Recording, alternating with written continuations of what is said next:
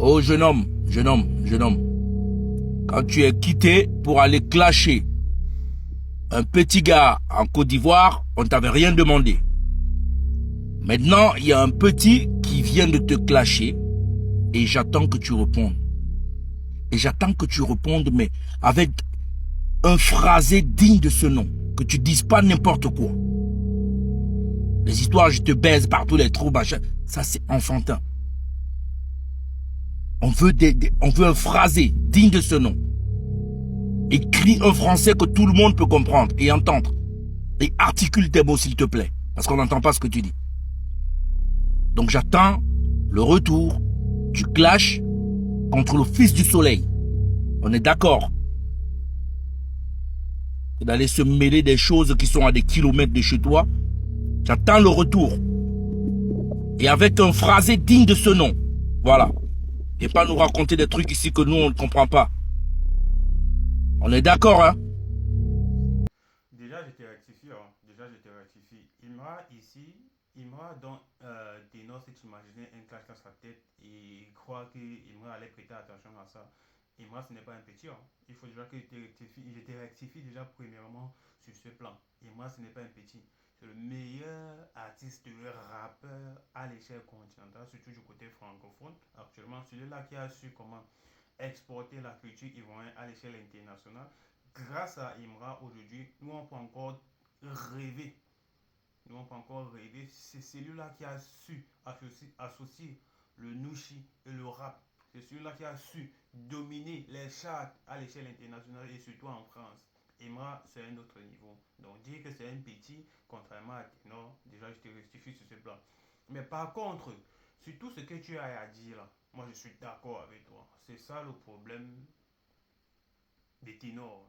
Je vais, pas, je vais parler je vais parler des ténors et de tout ce qui l'entoure. Alors, il s'est dit, il s'est levé, il s'est dit dans sa tête qu'il doit se lever.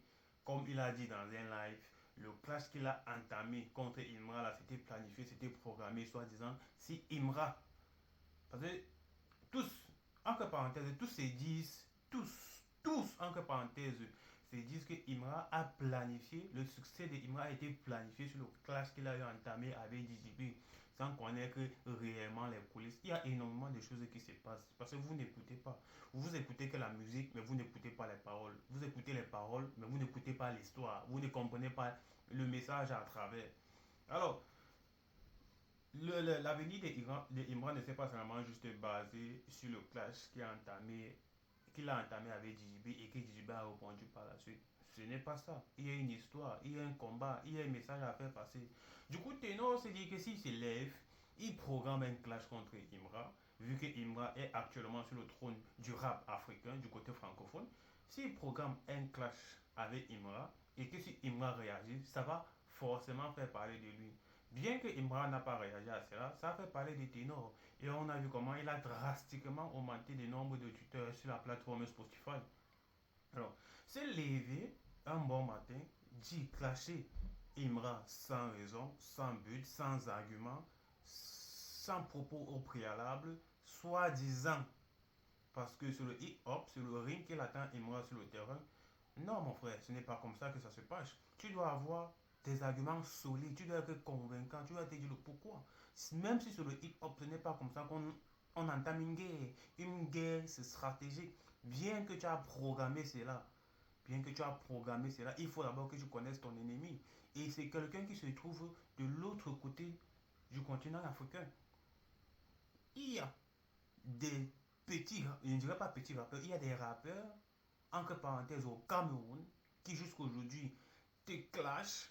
Donc, tu n'as pas eu la fervence de te lever et de répondre à ces rappeurs parce que tu te disais qu'en répondant à ces rappeurs, dis-toi que ces rappeurs qui te clashent là, ces rappeurs comme qui te clashent, c'est parce que eux là, ils pensent que tu es le meilleur. Et pour que tu es le meilleur, et pour grandir, il faut attaquer le meilleur. Il faut lancer des pics au meilleur, même si on ne parle pas de ton nom.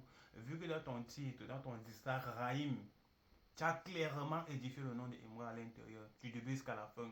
Et comme je disais encore tantôt, le discours de Raïm dont tu as fait là, puisqu'on ne comprenait rien à l'intérieur, parce qu'on ne comprenait juste qu'un enfant qui voulait montrer qu'il a des meilleurs insultes impulsifs, pas de lyrique, pas de naissance, rien du tout à l'intérieur. Ce n'était que des banalités.